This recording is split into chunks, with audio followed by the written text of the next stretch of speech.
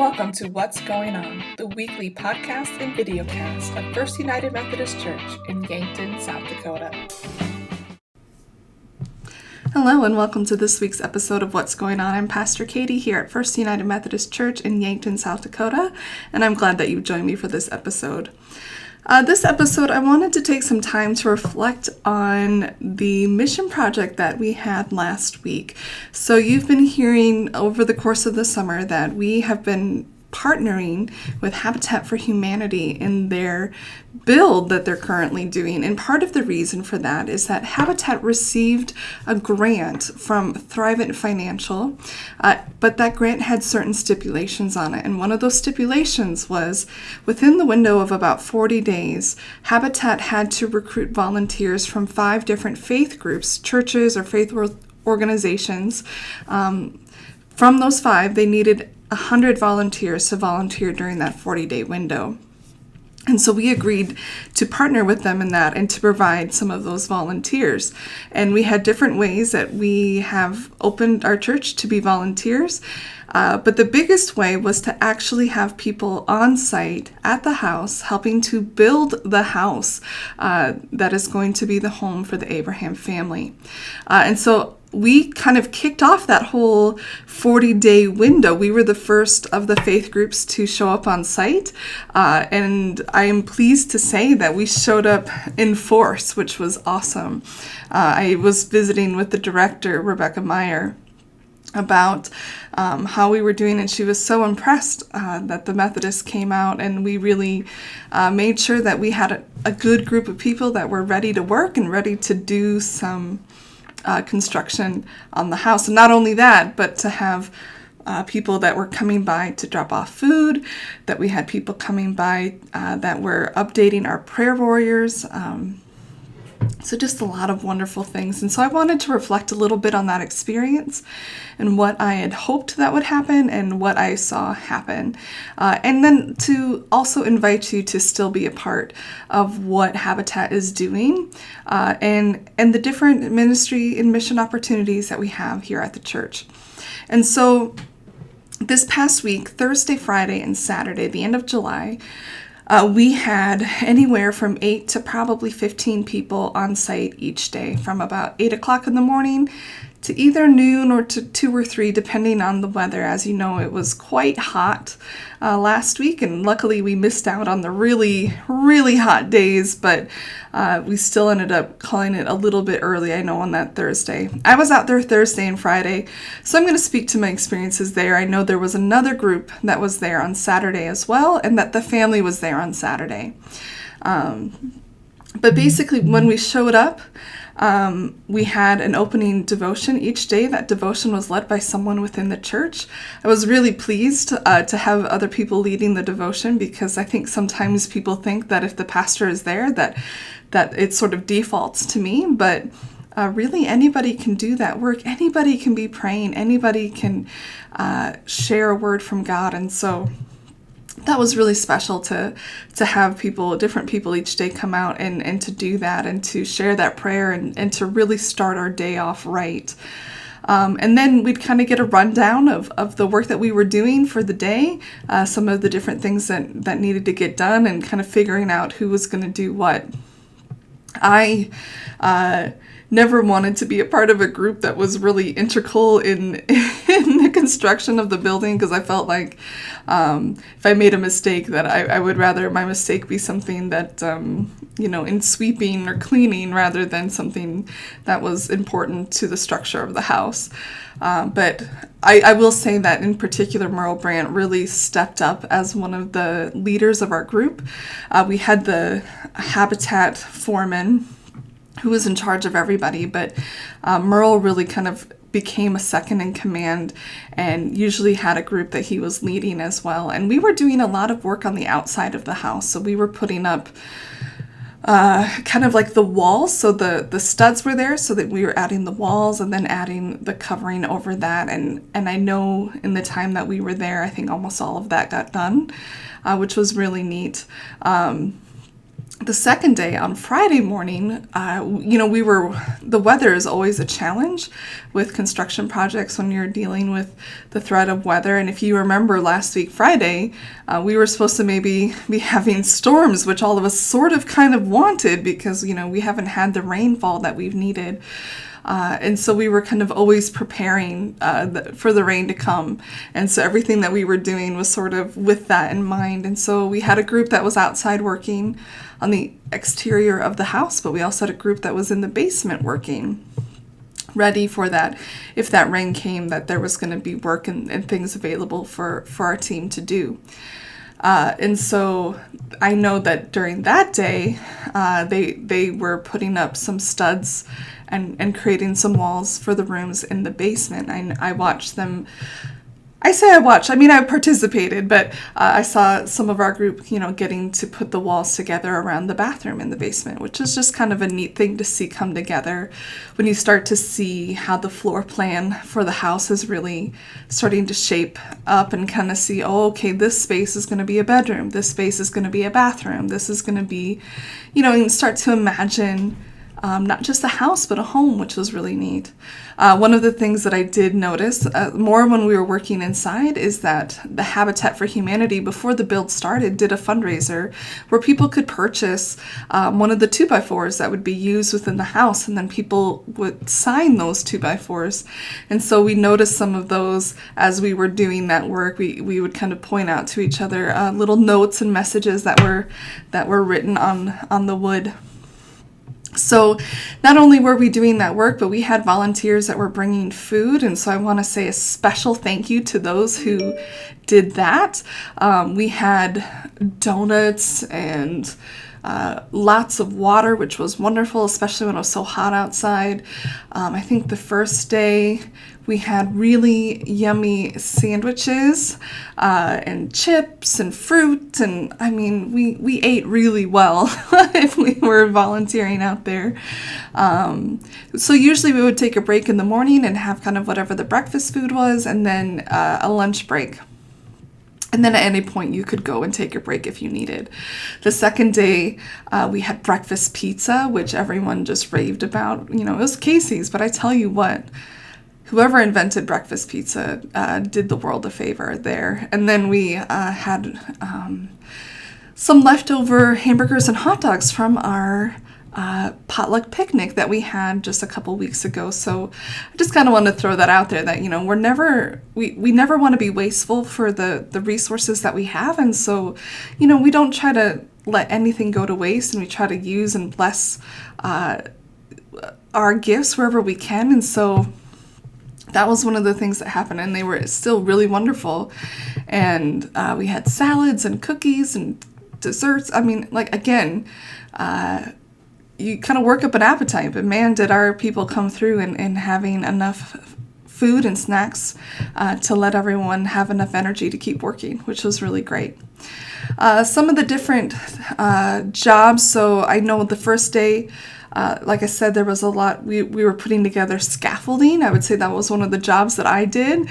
I learned how to put together scaffolding, which I've never done before. We were moving things. We were picking up around. One of the things that's really kind of overlooked but super important, and especially when you think about a habitat build where you have a lot of volunteers coming in with a variety of experience, one of the things that's really important is to keep a clean kind of workspace and a clean project site, because especially when you have a lot of people that are moving around, you don't want to have nails or things in the ground. You don't want to have a mess. You want to be able to find things quickly. And so that was a lot that I was involved in, was trying to keep things organized, trying to make sure that people could find what they needed easily, and making sure that the site was safe for everybody. And again, that doesn't take a lot of skill. That just takes a willingness to do that kind of work. And that's one of the blessings when you have some extra volunteers, is that people can focus on doing that. And I was happy to do that and to be kind of in that support role. I did do some hammering on one of the scaffoldings and realized I don't really love being up high doing that. And so I left that work for other people to do. But it was really fun, not only getting to spend some time outside, get to spend some time doing some manual labor, but also to do it with the people in our church, and to just see the willingness and the excitement to be a part of it. That was really beautiful and really fun. And that was part of our hope in doing this project and this mission, is that not only are we providing a blessing to others, but that in that process of working together, in that process of building and creating something together, that we are also blessed. And anytime I think anyone goes on a mission trip, that's one of the things that they realize pretty quickly, is that you think you're going to be a blessing, and what turns out is that often you are the one who is blessed in giving of your time, and giving of your energy, and giving of your resources. And so for me, part of it was just the camaraderie.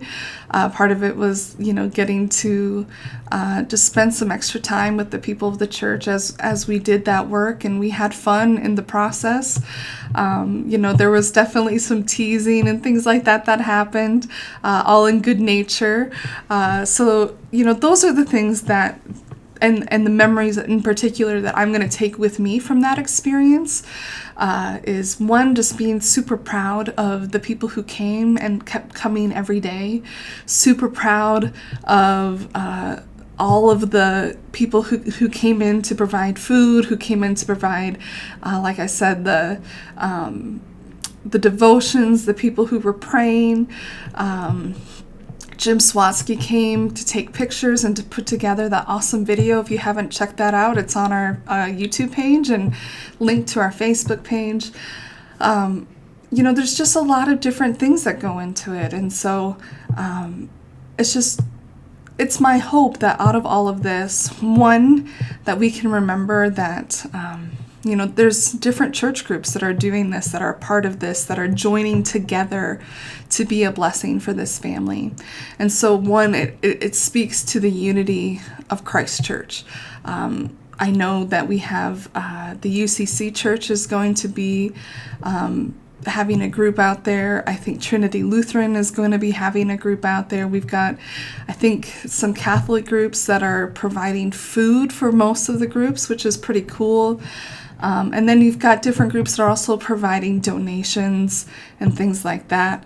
And there's some friendly competition between the churches, but at the end of the day, I love anything that we can do that shows that we are all, at the end of the day, disciples of Jesus Christ, and that we serve out of that command to love our neighbors as ourselves. I was joking with Rebecca Meyer, again, that director, as she took our photo the first day, because we had a pretty sizable group, and she said that she sent it on to the UCC Church just to goad them a little bit as they prepare for their days. And I said, well, that's good. If we're gonna show up, I want us to show up and to really commit to it. And so that's kind of fun. So we are done with our group volunteer days, but there's always opportunities as an individual that if you would like to continue to be working on the build, to contact Habitat directly and let them know, that if they need extra help, that you'd be available. Always donations, especially monetary donations directly to Habitat. If you can also donate it to the church, and we can get it to Habitat for you as well.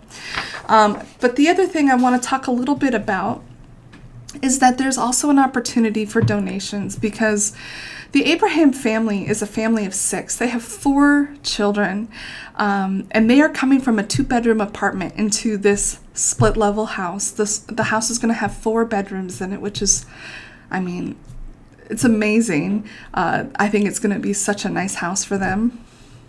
But And so one of the ways that the churches want to bless this family is to bless them not just with the house and helping them with the build, but also to help fill the house and help them make it a home. And so I know that one of the churches is going to be filling their pantry with food and different things that items they might need. And Mary Holsworth, who is the president for Habitat for Humanity for Yankton and Clay counties, president of the board, I guess, she had the great idea, is that because this family has been living in apartments, they've never had a yard before. So not only are they upgrading to a beautiful house, but they're going to have a yard to take care of. And if anyone has a yard, you know that it actually takes a lot of work to keep up a yard. And equipment and things like that. And so Mary brought a list for our church of things that we could consider donating. The first, again, is just monetary donations to Habitat to either bless this family or any future families. And I hope that this becomes a regular thing for our church, that whenever there is a need, that we can partner with them, that we can provide workers so that family can have a beautiful home, not to have to worry about that anymore. And what I love about Habitat is that it's not, they say it's not a handout, it's a hand up, so that they're working together. The family is part of the process, that it's not just everyone doing the work for them, but they're working alongside and investing in this house. And so, I'm a big proponent of Habitat for Humanity and love what they're doing. And I would love to see our church just become a regular part of the mission that they are doing. And they are doing good things right here in our community, right here in our county, and in Clay County.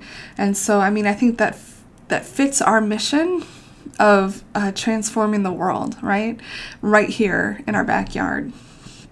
One of the things this is one of probably my favorite stories that have come out of this so far, and that is one of the needs that they will have when having a lawn is they'll need a lawnmower. And so Mary threw that out there, and I asked Mary when we were on site, I said, Mary, how's it going with those donations? Have you gotten a lawnmower yet? And she looked at me and she goes, Katie, I've gotten 3 lawnmowers. And she goes, not only that, but I also have a snowblower for the family. I love all of you for doing that. I love that something extravagant to me. That's like a big purchase. 3 people came forward and said, I would love to bless this family with a lawnmower. How amazing is that? That's the kind of generosity I love to see. So my understanding is we're good on lawnmowers and good on a snowblower as well, which will be very nice for any family who lives in South Dakota during the winter. Some of the other ideas that she had were rakes, snow shovels, outside brooms. I was thinking about even things like, lawn fertilizer or things like that, gloves to pull weeds. We needed work gloves for the on-site stuff, and the only gloves I had were my weed pulling gloves. And I thought, I never knew what I didn't know when it came to lawn care before I had my own house. Because, I grew up in a house with a lawn, but I wasn't the one that was primarily caring for it. I wasn't super helpful as a child or teenager in that arena. But even stuff like that. And then if you're like, I'm not sure what they're going to need, gift cards are always a blessing. So you could pick up some Hy-Vee gift cards right here at the church. Remember that when you buy gift cards from the church, you get that full amount to spend at Hy-Vee, but Hy-Vee actually has donated a percentage of that back. So if you get a $100 gift card, the church gets $5 from that, and you get the full $100 to spend at Hy-Vee or to gift to someone. And so think about a Hy-Vee gift card for the family, because a family, again, they have 4 children. Imagine how much food they go through. I have 2 small boys, and we go through a lot of food. So I can only imagine what a blessing having Hy-Vee gift cards would be.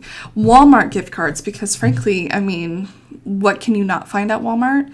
And if you can't find it at Walmart, you could probably find it at Menards. So that would be another great gift card, especially thinking about, again, that they don't really have outdoor things. And so what can we do to bless them in that way? The other thing that we're tying in, one of the things I really wanted to do this summer was to involve the whole church in our Habitat mission, because I do believe that we are all called to serve. We are all called to be in mission together. And having such an outstanding youth and children's leader in our church, and Tiffany Bestie, she took that and ran with it with our VBS, which is coming up next weekend. So excited. It's concrete and cranes, which kind of fits right in with the building with Habitat. And so it just seemed to all work the way it was supposed to work together. And so the kids are going to be doing their mission collecting. Part of that mission collecting that they're doing is for Habitat. It's also going to go to Pathways, our homeless shelter, and the domestic violence shelter. But they're going to be doing some of their mission collecting for Habitat. And then during VBS, the younger kids, one of their projects that they're going to be doing, and I don't want to give too much away, but is related to kind of the building that we as a church are helping to build a house, and they're going to be building little houses. And the older kids are actually going to be working on a project for the Habitat house. And so that's super exciting. And then we did have, I know one of my confirmation students was there every single day for the build, and just having a ball and having a great time. And, you know, it's amazing, those teenagers and the amount of energy and things that they can just do. I watched on Thursday these 3 teenage boys just like doing pull-ups from the rafters in the house just because they could. You know, what I wouldn't give for that kind of energy. But I love that really we've tried to include the whole church to be part of this mission and this project. And it is my hope that through this, we are reminded that we are blessed to be a blessing, that we are called to live our lives not just for ourselves, but for others and to bless others. So it's my hope that this has been a really positive experience for our church, and that we will continue to seek out ministry and mission opportunities right here in Yankton, because there is need here. There are people here who need our blessing. There are people here who need our help, and I hope that we all pray that God would open our eyes to those possibilities, that God would open our hearts to say yes when these things come forward, and that even though we may not know what we're doing, that there will be something for us to do if we do it to the glory of God. So just remember, we've got some pretty cool things coming up in the life of the church. Next weekend, as I said, is our VBS weekend, Concrete and Crane. So make sure if you haven't gotten your child registered to do that. I believe there are some incentives. The more children you get registered, I want to say that I'm getting hit by something like Silly String if we get to a certain number. So you definitely want to make sure that happens.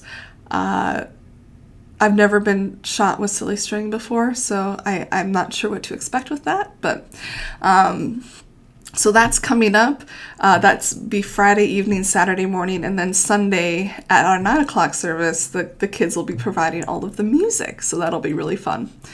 And then we have the Sunday the 22nd, right before school starts. That's the weekend of Riverboat Days, will be our backpack blessing, because we want to bless our kids and teachers and staff, all those connected with schools, for a wonderful school year this year. Last year was a tough year for everybody, and so we want to make sure that we're starting off this school year on the right foot, remembering that God goes before us and is with us, so make sure to bring your backpacks that week.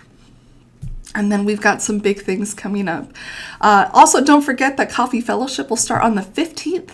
And so that'll be in between services. And again, just a quick reminder that especially as we're going to be overlapping with our first and second service in that, and our second service tends to have a few more people that have mobility limitations, that if you are able to park in our lot across the street, would you be willing to do that so that we leave spaces closer to the church for those that have limited mobility? That would be really wonderful. A wonderful way to show our kindness and respect for those who come to church. So that's just one little plug that I have for you. Until then, God bless you. I hope you have a wonderful week. We're wrapping up our sermon series on Soul Reset this Sunday, and so that should be really good. I hope that this has been a good series for you. It's been kind of heavy, but I've also been super convicted by it myself, and so I hope that it's meant something to you as well. Until next time, God bless, and we'll see you soon. Thank you for joining us on this episode of What's Going On, a video and audio podcast of First United Methodist Church in Yankton, South Dakota. We'd love to have you join us for worship on Sundays, and we have two options available. 9 a.m. is our contemporary service, and 10:30 a.m. is our traditional service. You can find those online as well at our website, www.firstumcyankton.org, or on YouTube.